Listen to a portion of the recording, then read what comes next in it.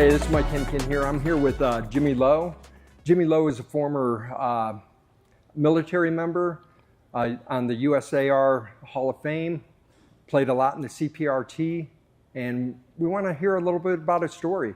Hasn't been playing so much lately. I think he's been playing some pickleball. I could be wrong. You're right, pickleball. But hey, Jimmy, tell us a little bit about yourself. Who is Jimmy Lowe? Well, myself, I was born in Xenia, Ohio. Okay. And I grew up graduated in 1981. Kind of grew up in, I kind of grew up in a rural city a little bit, Okay. on a farm, and did some farm work and everything when I was a young kid. Graduated from high school in 1981. And, but before I graduated, my sister went to, when she was going to college, she took racquetball up in college, my older sister. So in 1978, she's the one that introduced me to the sport of racquetball. Okay. And that's how I got introduced to the sport. But I didn't really start playing till I got into the Army in 1981. I was a novice player. I mean, I was a runner I always liked to run a lot. I was a kind of a cross-country runner. And so, but when it came to playing racquetball, I was fast, but I didn't know what I was doing being a novice player. Right. Okay. And, but where I was stationed at Fort Lewis, Washington, there was like a big McVeigh racquetball center there that was right on main post.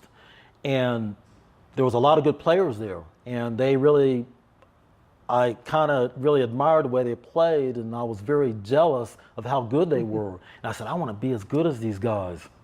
And so I purchased me a racket, and it happened to be a Shannon Wright racket. It was the old yellow one. Yep. It was back in 1981. Yep. And that was the first racket I purchased, and I started playing racquetball there at the McVeigh Center. Wow. Yes.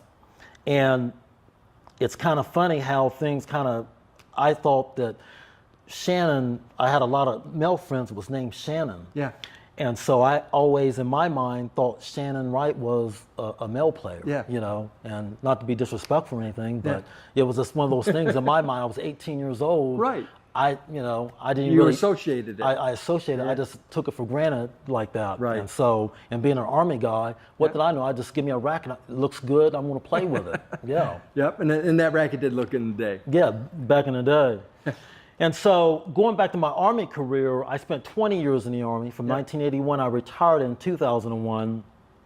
But it probably took me about, my first year I made it on the All-Army team was 1987. Okay. So by the time I started really playing racquetball and getting really committed to it like every day,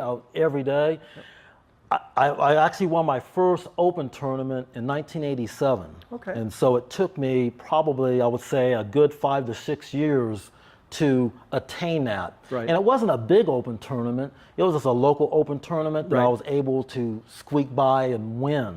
Back in the day, we had open level tournaments almost every weekend. You had your choice to where you wanted to go, how you wanted to play, for the most part, throughout the country. And how did you decide where you wanted to go as you were starting to climb the ranks? Well, I mean, during that time in the mid '80s, so I was actually in Washington State. So I was stationed at Fort Lewis, and so Washington State had a lot of good players. Yep. Canada had a lot of good players. Oregon had a lot of good players. And so pretty much I just played. I could pick a tournament. I could almost every other weekend. Right. And play somewhere, and because it was close proximity to actually play. And how many were in the draw during that time? Wow. Well, a weekend tournament, there'd be 300 to 400 players just in a regular local weekend tournament at that time. Right. And I mean, the men's opens draw was 32 dudes. I mean, it'd be a full 32. Yeah. In those draws, and so. They were really, really tough tournaments, back in the day, Sure. In that area. How many, let's go back to the military for a second. You were in the Army. How many all-Army teams did you make, all military team did you make? I know there's a separate, because you got the Army team and then you got the combined forces team. Yeah, I know we had the All Army team, and so I would probably say I probably was a 9-time member of the All Army team. Yes. And I won the All Army championship 7 times. And on the inner service, I won 6 inner service titles, and over my career. Right. And so and I played guys like Tom Furman, who's actually playing in this tournament. Yeah, he's here. Rob DeJesus. Yep. Dan Fowler. He was a former IRT pro at the time, back in the day. Sure. When he had a short stint in the Army. And so we really had some tough competition. That was a tough tournament to win. But it was like always one of my goals to be the Armed Forces champion, because it just seemed like I just covered the United States, by being the Armed Forces champion. It was a great thing for me. And the first year I won was in 1990. I was actually stationed in Alaska at that time. And I remember when I got back to Alaska, the commanding general issued me a coin. I got to visit the commanding general, Major General Fields, with all my chain of command, and say, your job is to play racquetball. Yep. And so when it came time for tournaments, the military would actually send me TDY, like to national events, but only amateur events. I could not play any professional events while I was active duty, because they paid a lot of my tournament expenses at that time. We were talking, and I was in the Air Force. I got in the Air Force in '87, and that's when you just started showing up on the scene, right? Okay. So I was in till '91. Okay. And being a racquetball player, and I wasn't very good, during that time period, but I would watch the Stars and Stripes newspaper and see who the big the big guys were in the racquetball world. And sure enough, Jimmy Lowe's name was always there. And well, I was just fortunate I was there. I was fortunate I was able to be healthy enough to play, and I love to play. I love to play racquetball. Right. I would travel from Alaska. When I used to live in Alaska, Hawaii, I would travel anywhere to play the game. Right. I would play it for free. Yeah. I think during those days it was so fun. We had an encounter in 2000 in Green Bay, Wisconsin, and it was cold. It was very cold, and you played some of the local legends up there, Mike Locker, Dan Lacera. Yes. I can't think of a couple of those. The other guy, I think his name was Ryan Homa. Oh, it is. You're 100% right. It just came to me. Yes. Ryan. Yes. Yep. And I remember I did win that tournament. Yep. And I think I ended up playing Ryan Homa in the finals because he beat Lacera. Yep. And I think I might have beat Locker on the other side. Yeah, I believe that was the semifinal breakout. Yeah, and there was also a guy, Jim Ellensberg. Yeah. He was. I think he might have been at that tournament as well. Yeah. If I recall, but it was a tough draw. It was a tough draw. I remember being there. I want to say Jack Husak was there, but he was playing at a lower level at that time. Was he? He was a kid. Wow, because that was 2000. Yeah. The year I came there. Yeah. Because I was actually stationed. I was active duty. Yeah. I was stationed in Washington State, but I flew across to Minneapolis. Okay. And I flew across to Minneapolis and caught another flight into Green Bay. Right. And I remember it's the first time I ever been to Green Bay, and it reminds me of Fairbanks, Alaska. Yeah. Because it's got a small airport, and the city it's small and friendly. Yeah. And that it just reminded me of that. Yeah. Yes. So, tell us a little bit about CPRT. What was your favorite memory of that? I could talk to you all day, but let's talk about CPRT.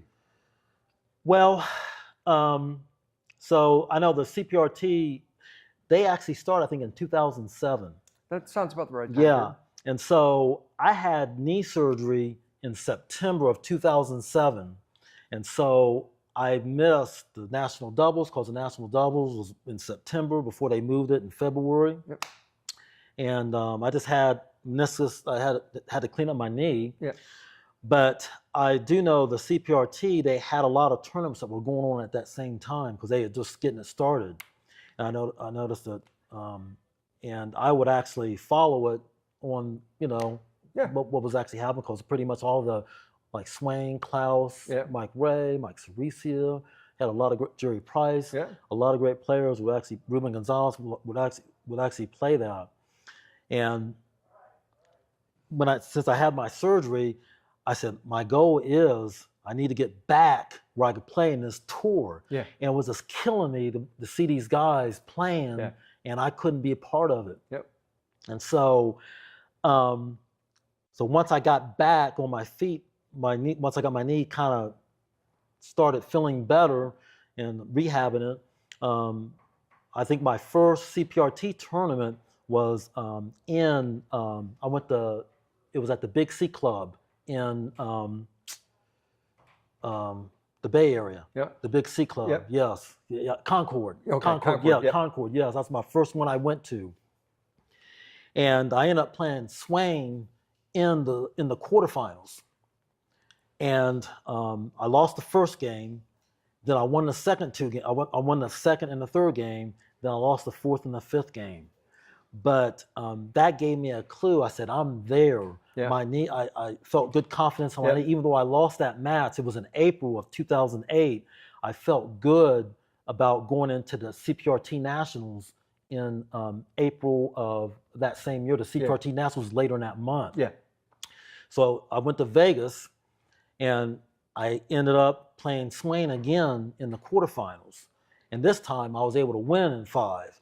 But it was a battle, and it was like we got done. It was probably about 1 a.m. in the morning. Yep. And after that match, my thumb I cramped so bad, my thumb was locked was just like to my palm. I couldn't move it. Yeah. And so I stayed up all night drinking water, drinking Gatorade, drinking electrolytes until the next day, because I had to play Ceresia in the semifinals that morning. And luckily I was able to win. And then I ended up playing Ruben in the finals. Wow. And that match was another 5-gamer. And I ended up losing that match 10-8 in the 5th. Wow. And I felt disappointed that I lost, but I still felt good in my effort. Sure. And and so then we fast forward into the Memphis. Yep. Yeah, 2008, the CPRT in November. And so I was able to get through. I got to the finals. I ended up playing Woody in the finals, and I was fortunate enough to win in 4 games. And when I won, it was probably one of the greatest feelings that I had on that glass court stage, because I always dreamt of playing on a court, that glass court, in a championship atmosphere. And I probably felt that was one of the most gratituding times I felt. Yep. And just being able to play and play well and be victorious and humble at the same time. That's awesome. I just wanted to kind of just lead up into that. Sure. Yes. So you were inducted into the Hall of Fame. Yes. What year was that? 2014. 2014. Yeah. Yes, sir. And good moment for you? Yes, it was a very gratifying moment for me. Yeah. I'm still very humble and thankful to be in the Hall of Fame with such great players, and that's why I'm here to I want to be here to celebrate with all the players and all the players here, and because we've had a lot of Hall of Fame members that's passed. Yes. Dr. Bud. Charlie Brumfield, Ed Raymond, Connie Martin. I think there was another. Was it Joe Kenyon? I believe so. I know we've lost so many members. We've lost a lot. A lot of members, and so I wanted to come because nothing's really guaranteed. Right, life isn't.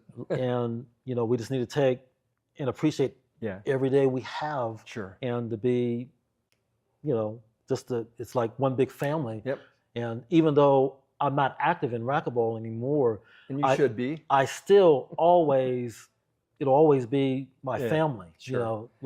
You're always my family, and all the people here will always be my family. Yep. Even though we've cursed at each other and want to kill each other, but when it comes down to it, we're going to have each other's back. Right. Right. I'm going to ask you one question because we got to wrap it up. Yes. The tongue. Well, the tongue was a thing that, I mean, I always liked Michael Jordan. Mm-hmm. And the tongue thing kind of worked for me because it kind of set me in it kind of relaxed me. Yeah. And when I was feeling nervous and pressed, when I felt like I was being pressed, I would just waggle that tongue, and then I would just get this great energy, and I would relax. And at the same time, I think it would kind of rattle my opponents a little bit because what the heck is he on? Well, you're such an unorthodox player anyways. Then the tongue starts waving.